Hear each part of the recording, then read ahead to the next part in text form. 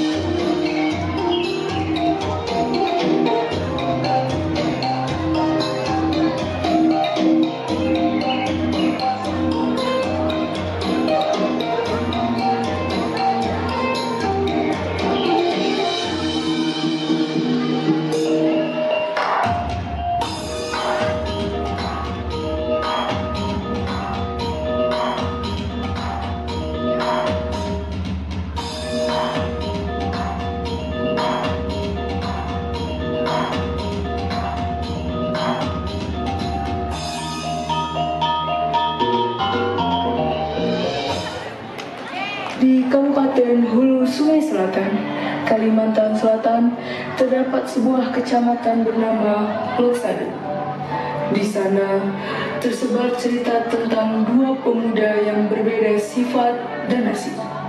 Mereka adalah Bujang Alai dan Bujang Kuratawan. Cerita tentang dendam, keangkuhan, dan keadilan ini menjadi legenda yang diceritakan turun-temurun. Di Desa Malinau, Bujang Alai dikenal sebagai seorang pemuda yang tampan, kaya raya, dan sangat angkuh.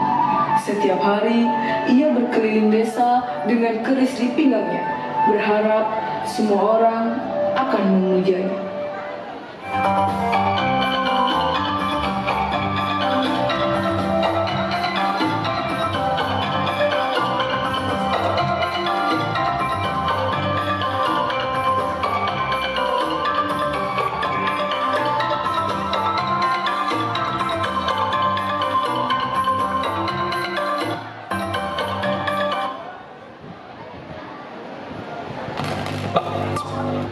Nih, dengan kekayaan dan kekuatanku, siapa yang bisa melawan? Tidak ada yang berani menantangku. Bujang Alai tidak hanya sombong, tetapi juga sering bertindak sewenang-wenang terhadap warga desa. Ia kerap mencari masalah, terutama dengan Bujang Kuratawan, seorang pemuda desa yang dikenal bijaksana dan rendah hati, serta merupakan pemuda yang berasal dari keluarga yang sederhana.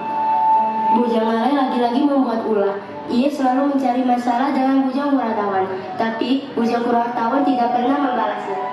Ya, Bujang Kuratawan selalu baik. Ia hanya bertarung jika itu untuk keadilan. Ia sombong, semua orang tahu. Mungkin butuh pelajaran buat ia luluh. Ke pasar malam menyeliwa ikan. Ikan segar dipanggang harat. Bujang Alai kerindangan, tapi Bujang Kuratawan tetap kuat. Semua orang tahu kalau ia itu sombong. Menurutku, ia butuh pelajaran agar ia cepat sadar. Alai indai baik, kita yang berburuk sangka. Kita yang endak tahu apa yang bakal kajadi di kemudian hari. Betul. Keadilan itu pasti ada. Kayu hintalu di pagi hari. Yang benar kada akan cerna, walau cobaan datang saling berganti.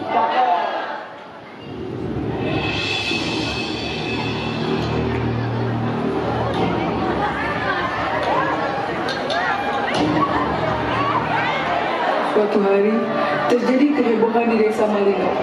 Seorang gadis hilang secara misterius, membuat seluruh desa menjadi gempa. Anakku, kemana anakku pergi? Ia sudah mencarinya kemana-mana, tapi ia tetap tidak ditemukan. Ia sudah menyusuri hutan, sungai, dan semua sudah desa, tapi tidak ada jejaknya. Warga desa mulai berbisik, mencurigai bahwa ada sesuatu yang janggal. Di tengah kegelisahan itu, terdengarlah suara Bujang Alai dari kejauhan. Hei, gadis itu ada di rumahku. Siapapun yang berani menjemput ia, ikam harus bisa menahan mata kerisku. Semua warga terkejut. Mereka tahu Bujang Alai tidak akan memberi gadis itu dengan mudah. Desas-desus mulai menyebar bahwa Bujang Kuratawan adalah satu-satunya yang mampu melawan Bujang Alai. Di rumahnya yang sederhana, Bujang Kuratawan mendengar kabar tentang tantangan dari Bujang Alai. Sebagai pemuda yang menjunjung tinggi kebenaran dan keadilan, ia tahu bahwa ia tidak bisa mengabaikan ini. Ulun harus bertindak. Ini bukan tentang perkelahian, tetapi tentang keadilan. Gadis itu harus dibebaskan. Bujang Kuratawan pun pergi menemui Bujang Alai yang menunggunya dengan senyum licik di wajahnya. Hahaha, akhirnya Ikam datang, Kuratawan. Ulun sudah menanti Ikam. Jika Ikam ingin membawa gadis itu pulang, hadapilah ulun terlebih dahulu. Patah akan bertarung. Ulun di sini tidak untuk kesenanganmu, Alai. Ulun ingin gadis itu kembali ke keluarganya. Ikam sudah melampaui batas dengan menyembunyikannya. Kuratawan, berhentilah bicara soal keadilan. Besok pagi, Patah bertemu di Madin Tangkaramin. Di sana, Patah akan lihat siapa yang lebih kuat. Ikam sudah keterlaluan, Alai. Belum terima tantangan. Bujang Kuratawan meski tidak suka berkelahi tanpa alasan, menerima tantangan itu. Ia tahu bahwa ini adalah satu-satunya cara untuk menegakkan kebenaran. Keesokan paginya, sebelum matahari terbit, Bujang Alai sudah tiba di Mandin Tangkaramin. Ia mempersiapkan dirinya serta mempertajam kerisnya, sementara pikirannya dipenuhi oleh kemenangan yang ia bayangkan. Ulun akan mengalahkan Bujang Kuratawan hari ini. Ini saatnya membuktikan bahwa ulun adalah yang terkuat. Sementara itu, Bujang Kuratawan tiba dengan membawa parang bungkulnya yang tumpul. Ia tahu bahwa senjatanya tidak sekuat keris milik Bujang Alai. Tetapi baginya, pertarungan ini bukan tentang senjata, melainkan tentang kebenaran. Ulun tidak perlu senjata tajam untuk menegakkan kebenaran. Ulun siap bertaruh kapanpun dan dimanapun. Di sekitar Mandin Tangkaramin, suara air terjun yang tinggi bergema, memberikan suasana yang menegangkan sebelum hari. Bujang Alai dan Bujang Kuratawan berdiri berhadapan, masing-masing siap untuk bertarung. Tanpa basa-basi, Bujang Alai mencabut kerisnya dan mulai menyerang. Bujang Kuratawan dengan cepat menangkis serangan itu dengan parang bungkul. Pertarungan berlangsung sengit, dengan kedua senjata beradu hingga mengeluarkan percikan api. Ulun tidak bertarung demi diriku sendiri, Alai. Ini demi keadilan untuk orang-orang yang Ikam sakiti. Pertarungan berlanjut selama berjam-jam, hingga akhirnya Bujang Alai mulai kewalahan. Serangannya semakin tak terkendali. Kenapa Ikam masih bisa bertahan, Kuratawan? Saat itu, pantulan sinar matahari mengenai keris Bujang Alai sehingga menyilaukan matanya. Kejadian tersebut dimanfaatkan oleh Bujang Kuratawan untuk menghantam tubuh Bujang Alai dengan parang bungkul. Ini saatnya mengakhiri semuanya. Bujang Alai tersungkur ke tanah. Tubuhnya memar dan remuk akibat hantaman parang bungkul yang kuat. Ia pun mati seketika. Hahaha, akhirnya selesai. Semua orang bisa hidup dengan tenang. Berita kematian Bujang Alai cepat tersebar ke seluruh desa. Ayahnya yang marah dan dipenuhi dendam memutuskan untuk membalas kematian. Anakku tewas di tangan Bujang Kuratawan. Patah tidak bisa membiarkan begitu saja. Patah harus membalas dendam.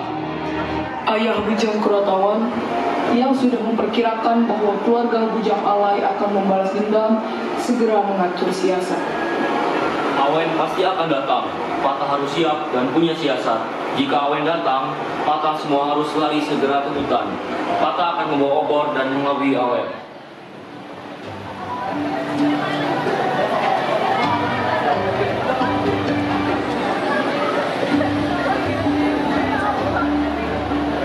Benar saja, sesuai dugaan mereka, keluarga Bujang Alai datang untuk membalas dendam. Mereka berlari ke arah rumah Bujang Kuratawan. Tetapi Bujang Kuratawan dan keluarganya sudah siap. Kejar Awen, jangan biarkan Awen lolos. Dalam kegelapan malam, keluarga Bujang Kuratawan berlari ke hutan dengan membawa obor.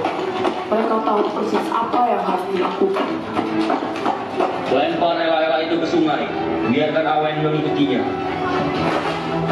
Keluarga bujang alay yang dipenuhi amarah terus mengejar cahaya obor yang mereka pikir adalah arah pelarian keluarga bujang Kuratawan. Namun, mereka tidak sadar bahwa obor-obor itu adalah jebakan, yang mana obor-obor itu bergerak ke arah air terjun.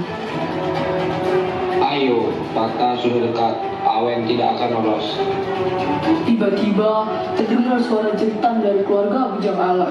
Satu persatu dari mereka jatuh ke dasar sungai. Ada batu-batu tajam yang tersembunyi di bawah air. Ah, ini jebakan. Setelah kejadian tersebut, penduduk desa mempercayai bahwa batu terbesar di Mandin Tangkaramin yang berwarna merah terkena darah keluarga bujang alay. Lihat batu itu. Sejak saat itu, batu itu disebut Manggu Masak. Warnanya merah seperti darah keluarga bujang alay yang tewas di sungai. Warnanya merah selamanya, tanda keadilan tak akan padam. Iya, Mak, mirip sosok. Dan begitulah kisah bujang alay dan bujang Kuratawan menjadi legenda yang selalu dikenal oleh penduduk desa Malinau. Diiringi dengan kisah batu merah di Mandin Tangkaramin. Amanat dari kisah tersebut adalah kesombongan dan keangkuhan akan menghancurkan diri sendiri. Maka jadilah pribadi yang rendah hati serta mengajarkan kejujuran, kesabaran, dan ketulusan hati yang merupakan nilai-nilai yang sangat penting dalam kehidupan. Cerita ini menampilkan tokoh utama yang menghadapi berbagai tantangan dan cobaan, namun tetap mempertahankan sikap jujur dan berbuat baik tanpa mengharapkan balasan.